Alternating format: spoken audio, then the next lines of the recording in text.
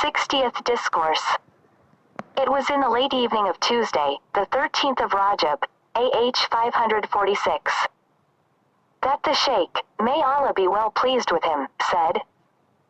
The Prophet, Allah bless him and give him peace, is reported as having said, part of the excellence of a man's Islam is paying no attention to that which does not concern him. The more excellent and truly confirmed a person's Islam becomes, the more he devotes his attention to that which concerns him, and avoids getting involved in things that are none of his business. To busy oneself with that which is irrelevant is the distraction of idle fools. Deprived of the good pleasure of his master, Mawla, is he who fails to put into practice what he commands, and who occupies himself with things he has not been instructed to deal with. This is deprivation its very self, death its very self, and banishment its very self. Your involvement in this world requires that you have a righteous intention, Naya Siliha. Otherwise you deserve to be viewed with disgust. You must concentrate first of all on the cleanliness, tahara, of your heart, for this is an obligatory duty, farida. Then turn your attention to deeper knowledge, marifa.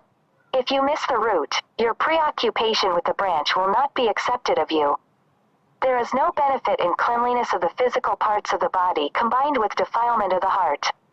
You must cleanse your physical limbs and organs by following the Sunnah, and your heart by putting the Quran into practice. Take care of your heart, so that your physical body will be taken care of. Every vessel exudes its own contents. Whatever is in your heart will ooze out from you through your physical parts. Be sensible. This is not the behavior of one who believes in death and is convinced of it. This is not the behavior of one who is looking forward to meeting Allah, almighty and glorious as He, and dreading His reckoning and His interrogation. The sound heart is filled with affirmation of divine unity, tawhid, absolute trust, tawakkul, certitude, yaqeen, helpful guidance to success, tawfiq, knowledge, ilm, faith, iman, and nearness, qurb, to Allah, almighty and glorious as He. He sees all creatures in their essential weakness, lowliness and poverty, yet He will not be arrogant toward a little child amongst them. He becomes like a lion when battle is joined with the unbelievers, kuffar, and hypocrites, munafiqun, out of zeal for Allah, almighty and glorious as He. In His presence He becomes a discarded piece of flesh, and He is meek and humble toward those who are righteous, salihun, and piously devoted, mutachun warian. Allah, almighty and glorious as He, has described the kind of people who have such attributes, for He has said, hard against the unbelievers, merciful among themselves, 48-29. Woe unto you, O heretical, mubtadi! No one but Allah is capable of saying, I am Allah. Our Lord, almighty and glorious as He, is a speaker, mutakalam, not a dumb mute, and this is why Allah, almighty and glorious as He, has emphasized the point in His speech to Moses, for He said, and Allah spoke directly to Moses, 4-164. He possesses speech, kalam, that can be heard and understood. He said to Moses, O Moses, I am indeed Allah, Lord of the worlds, 28-43. By His words, I am Allah, He means to say, I am not an angel, Malik, not a genie, Jinni, and not a human being, Insi, but the Lord of the worlds, Rabbu 1 Alamin. So Pharaoh was lying when he said, I am your Lord the Most High, 79-24, and when he laid claim to divinity, Ilahaya, disregarding me. I am Allah, not Pharaoh or any other creature.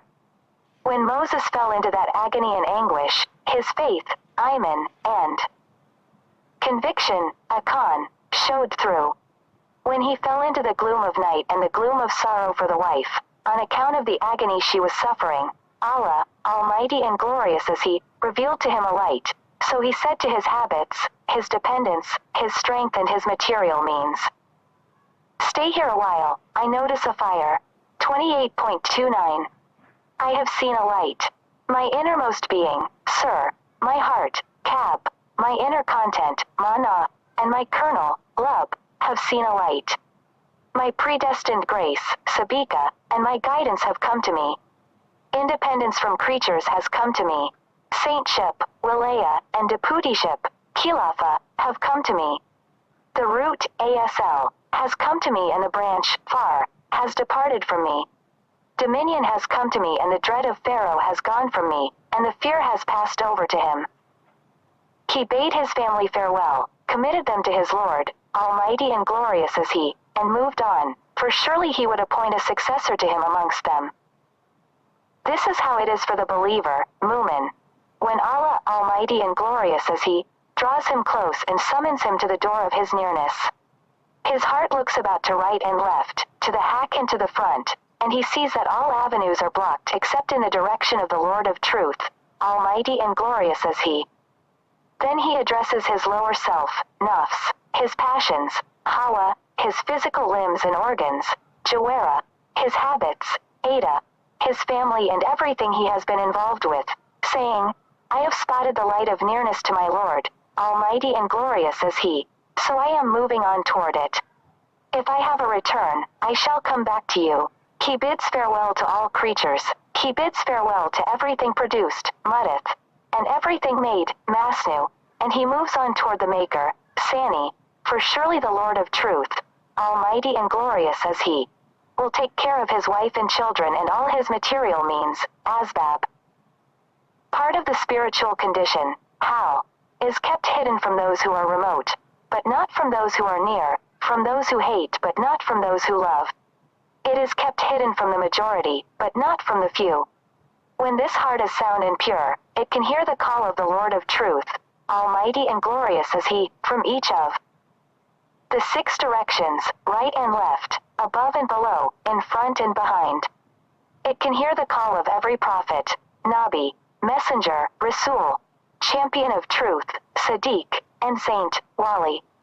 At this stage he draws near to him, so that his life comes to be nearness to him and his death remoteness from him. His contentment comes to be in his intimate conversation, munajat, with him, and he is satisfied with this to the exclusion of everything else. He does not care about the loss of this world. He does not care about hunger and thirst, nakedness and indignity. The seeker, murid, finds contentment in acts of obedience, tat, while the knower, arif, who is sought, murad, finds contentment in nearness to Allah, almighty and glorious is he. O you with your affectations, what is this you are up to? This business cannot be achieved through fasting by day and keeping vigil at night, eating rough food and wearing rough clothes, while still being influenced by the lower self, nafs, the passions, hawa, natural inclinations, tab, ignorance and the opinions of other people. Nothing can come about through this. Woe unto you, be sincere, aklis, and you will be saved, taklis, be truthful, usduq, and you will attain your goal, draw close to your aspiration and ascend to the heights. Surrender, salim, and you will be safe and sound, salamta. Be compliant, wafiq, and you will be helped to succeed, wafikta. Be content, urda, and you will be approved of, radia anka. You must make a start, then the Lord of truth, almighty and glorious as he, will bring things to completion for you. O Allah, take care of our affairs in this world and the hereafter. Do not entrust us to our own lower selves, nufus, nor to any of your creatures. The Prophet, Allah bless him and give him peace, is reported as having said, Allah, almighty and glorious as he, will say to Gabriel, put such and such a person to sleep, and make so and so get up. There are 2 ways of taking this, the first being, make a certain person, the lover, muhib, get up. And put another person, the beloved, mahbub, to sleep.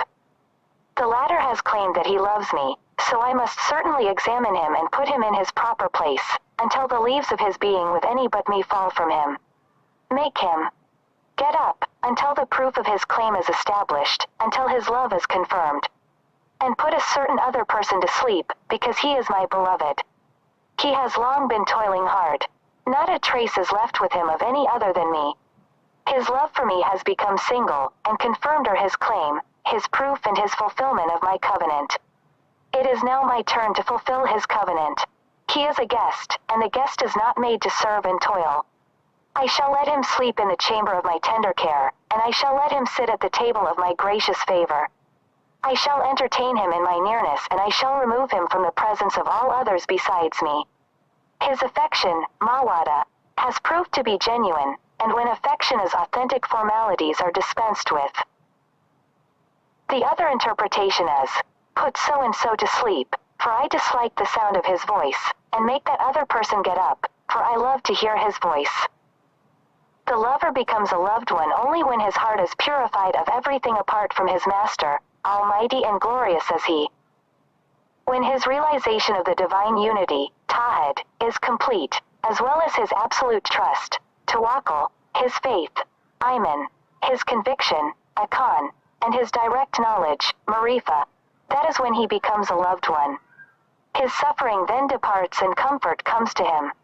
Suppose someone loved a certain king, but was separated from him by a great distance, so love overwhelmed him and he set out in a daze, heading in the direction of the king's country. He travels by day and by night, enduring all kinds of hardship and danger. He enjoys neither food nor drink until he reaches the door of his palace. The king has had news about his condition, so he sends his servants out to welcome him. They take him to the bath, hammam, to get him cleaned up, dress him in the finest clothes and make him fragrant with perfumes. Then they bring him into the presence of the king, who entertains him, talks to him, asks him about his condition, marries him to the most beautiful of his slave girls and grants him a portion of his kingdom. He becomes the beloved favorite of the king, so what reason could he have, after all this, to be afraid or weary or to wish to go back to his own country? Why should he wish to part from him, when he has come to be established and trusted in his presence? This heart, when it has attained to the Lord of truth, almighty and glorious as he, comes to be endowed with his nearness and his intimate conversation, secure in his presence, so it has no desire to leave him again and go back to any other. The way for the heart to reach this station, maqam, is through the performance of the obligatory religious duties, faraid, patient renunciation of unlawful things, haram, and carnal desires, shahawat. Obtaining things that are permissible, mubah, and lawful, halal, without passion, hawa, and lust, shawa, and involvement, wujud, and the practice of salutary restraint, wara shafi, and perfect abstinence, zuhd kamil. It is the giving up of everything apart from Allah, almighty and glorious as he, opposition to the lower self, nafs, the passions, hawa, and the devil, shaitan, the cleansing of the heart from all creatures whatsoever, and equal indifference to praise or blame, to receiving gifts or having them withheld, and to the hard life of the desert, hajar, or the comfort of civilized living, matter. The first stage of this business is bearing witness that there is none worthy of worship except Allah, and the last is equal indifference to rough or civilized living. When a person's heart is sound, he is so closely connected with his Lord, almighty and glorious as he, that desert and town, praise and blame, sickness and good health, riches and poverty, worldly success and failure are all on an equal footing as far as he is concerned. When someone has genuinely reached this stage, he experiences the death of his lower self, nafs, and his passions, hawa, his natural urges cease to flare up, and his devil becomes humbly submissive to him. This world and its lords, arbab, become insignificant to his heart, while the hereafter and its lords acquire great importance in its sight. Then he turns away from both these worlds and moves toward his master, almighty and glorious as he. His heart finds a track in the midst of creatures, khalq, on which it can pass through to the truth, haq. They step aside for him to right and left, pull back and clear the path for him. They run away from the fire of his truthfulness, sidq, and the awe-inspiring dignity of his innermost being, sir. When someone has genuinely reached this stage, no opponent can make him turn back and no obstacle can bar his way to the door of the Lord of Truth, almighty and glorious as he. His banner cannot be repulsed, nor his army put to flight. His birds, of good omen, cannot be silenced, and the sword of his affirmation of unity, tawhid, cannot be blunted. His steps do not falter. His task is not difficult for him, and neither door nor lock can hold fast in front of him. Doors and locks fly apart, and all avenues are opened up. Nothing stands before him until he stands before the Lord. Then he will treat him kindly and let him sleep in his chamber. He will give him to eat of his gracious bounty and to drink of his intimate friendship, UNS. At this point he will see what no eye has ever seen, no ear has ever heard, and no human heart has ever conceived. This servant's return to creatures is for the purpose of guiding them aright and ruling them. They are all subject to the dominion of this servant, who has attained to him, who has seen him and regards everything apart from him as the work of creation. He becomes useful to the people as an expert, Jabba, a mediator, Saphir, who points the way to the door of the Lord of Truth, almighty and glorious as he. Now he is called great in the spiritual kingdom, Malakut. All creatures are under the feet of his heart and find protection in his shade. You are not rightly guided. You lay claim to that which does not belong to you, and to what you do not possess. Your lower self, nafs, is in control of you, and creatures in all of this world are in your heart. In your heart they are greater than Allah, almighty and glorious as he. You are outside the limit of the people, of the Lord, and their estimation. If you wish to attain to what I have hinted at, you must devote your attention to the purification of your heart from all things. You must obey the commandments and observe the prohibitions of the Lord. Be patient with destiny, Qadir, and expel this world from your heart. After all this, come here to me, so that I may talk with you and tell you about what lies beyond all that. If you do this, you will obtain what you wish, but anything said beforehand would be senseless jabber. Woe unto you! You need respite to eat, you lose some trivial little thing, or you suffer an insult to your honor, and it is the end of the world for you. You protest against Allah, almighty and glorious as he. You vent your rage by beating your wife and children. You curse your religion, din, and your prophet, Nabi. If you were a sensible person, one of the people of wakefulness and vigilant awareness, you would hold your tongue in the presence of Allah, almighty and glorious as he. You would look upon all of his actions, afal, as a blessing for your benefit and in your interest. If you pause and do not quarrel, if you are thankful and not ungrateful, if you are content and not dissatisfied, if you are quiet and do not complain, you will be told. Will not Allah defend his servant? 39 to 36. O hasty one, be patient and you will have good and wholesome food to eat.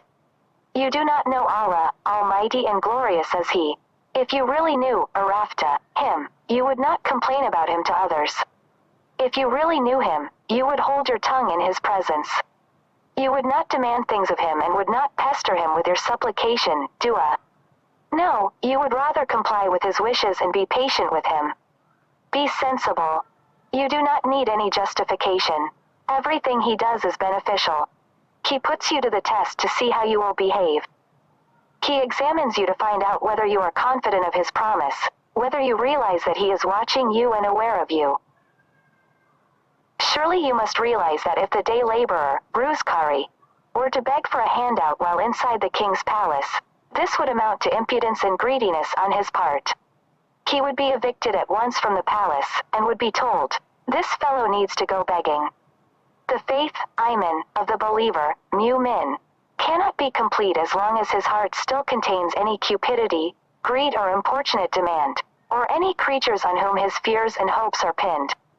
To achieve this completeness he must practice constant reflection, fikr, and studiously examine the basic sources, usul, roots, and the practical applications derived from them, furu, branches. He must reflect upon the spiritual states awal of the prophets Nabiyan, the messengers Mursalin, and the righteous Salihin, on how the Lord of Truth, Almighty and glorious as he, delivered them from the hands of their enemies and helped them to triumph over their foes, and on how he gave them relief and a way out of their problems. It is through genuine reflection that absolute trust, tawakkul, becomes truly established. This world disappears from the heart and it forgets about jinn, human beings, angels and all creatures, while it remembers the Lord of Truth, almighty and glorious as he. The owner of this heart comes to be as if no one else had been created. He comes to be as if he were the only one subject to the divine commandments, there being no other creatures. as if he were the only one subject to the divine prohibitions, likewise, and as if he were the sole recipient of the divine blessings. It seems to him that all obligations rest on the neck of his innermost being, sir, and his heart. He sees the mountains of obligations, in all their variety of forms, as a mission, risala, from the one who imposes obligations, al-Mukallif. So he undertakes it in order to prove the reality of his servitude, ubudiyah, and his readiness to obey, tawa'iyah. He becomes a carrier for creatures, while the Creator carries him. He becomes a physician for them, while his Lord, almighty and glorious as he, is his own physician. He becomes the door for creatures to reach the Lord of truth, almighty and glorious as he, and a mediator, Saphir, between them and him. He becomes a sun from which they receive light on their path toward him. He becomes the food and drink of creatures, for he is never absent from them. He becomes their interest and welfare entirely, and forgets about himself. He comes to be as if he had no lower self, nafs, no natural inclinations, tab, and no passions, hawa. He forgets about his own food and drink and clothing. He becomes forgetful of himself, mindful of his Lord, almighty and glorious as he. He takes his heart away from his own self and from creatures, but remains with his Lord, almighty and glorious as he. All he seeks is the well-being of other creatures. He has committed his own self, salama nafsahu, to the hand of the judgment, qada, of his Lord, almighty and glorious as he, letting go of it completely. Such is the character of one who is willing to undertake the task of conducting people to the door of the Lord of truth, almighty and glorious as he. As for you, you are a crazy fool, ignorant of Allah, almighty and glorious as he, his messengers, Rusul, his saints, Aliyah, and his special favorites, Kawas, among his creatures. You claim to practice abstinence, zuhd, yet you are always craving, ragib. Your abstinence is a cripple with no feet. Your only yearning is for this world and creatures. You have no yearning for your Lord, almighty and glorious as he. Be careful how you stand in front of me. Come with good thoughts and good manners, so that I may guide you to your Lord, almighty and glorious as he, and make you familiar with the path to him. You must take off the clothes of arrogance and dress yourself in the clothes of humility. You must be put to shame, so that you may receive honor. You must humble yourself so that you may grow in stature. All that you are now engaged in and involved with is crazy foolishness. Allah, almighty and glorious as he, pays no attention to it. This business does not come about through the actions of the physical body. Our Prophet Muhammad, Allah bless him and give him peace, used to say, abstinence is in here, pious devotion, taqwa, is in here, sincerity, ikhlas, is in here. And he would be pointing at his breast. If someone wishes for success, falah, let him become a piece of ground beneath the feet of the sheikhs. What is the character of these sheikhs? They are those who give up this world and creatures, who bid them farewell, who say goodbye to everything below the heavenly throne, arsh, down to the surface of the earth, who leave all things behind and bid them the farewell of one who will never be coming back to them again. They say goodbye to all creatures, including their own selves, their existence, wujud, together with their Lord, almighty and glorious as he, in all their states, awal. If anyone seeks the love of the Lord of truth, almighty and glorious as he, together with the existence of his own self, nafs, he is indulging in delusion and fantasy. The majority of those who behave like ascetics, mutazahidin, and devout worshippers, muta'abidin, are actually the slaves of creatures, whom they treat as if they were partners of Allah, mushrikuna bihim. You must not put your trust in material means, asbab, making idols of them and depending on them, because you will incur the wrath of the Lord of truth, almighty and glorious as he, of him who is the originator of all means, musabab al-asbab, the creator, khaliq, of them and the one who keeps them at his disposal, al-mutasarrif fiyah. It is the firm belief, itikad, of those who follow the book of Allah, almighty and glorious as he, and the sunnah of his messenger, Allah bless him and give him peace, that the sword does not cut because of its nature, tab, but that it is Allah, almighty and glorious as he, who cuts with it. That fire does not burn because of its nature, but that Allah, almighty and glorious is He, is the one who uses it to burn. That food does not satisfy hunger because of its nature, but that Allah, almighty and glorious is He, uses it to satisfy our hunger. That water does not quench thirst because of its nature, but that Allah, almighty and glorious is He, is the one who quenches our thirst with it. Likewise with all material means in the variety of their forms, Allah, almighty and glorious as He, is the one who controls and applies them, while they are merely instruments in His hands, with which He does whatever He will. Since He is the doer, fail, in reality, Alal Hakika, why do you not resort to Him in all your affairs? Let go of your needs and make a regular practice of affirming His oneness, Tawhid, under all circumstances? His instructions are obvious, they are not concealed from any intelligent person. The slave gets beaten with a stick, but a nod is enough for the free man. You must obey Him, for He will honor those who obey Him. Do not disobey Him, for He will dishonor those who disobey Him. Triumph and failure are in His hand. He honors with triumph whomever He will, and dishonors with failure whomever He will. He honors with knowledge, ilm, whomever He will, and dishonors with ignorance whomever He will. He honors with nearness whomever He will, and dishonors with remoteness whomever He will.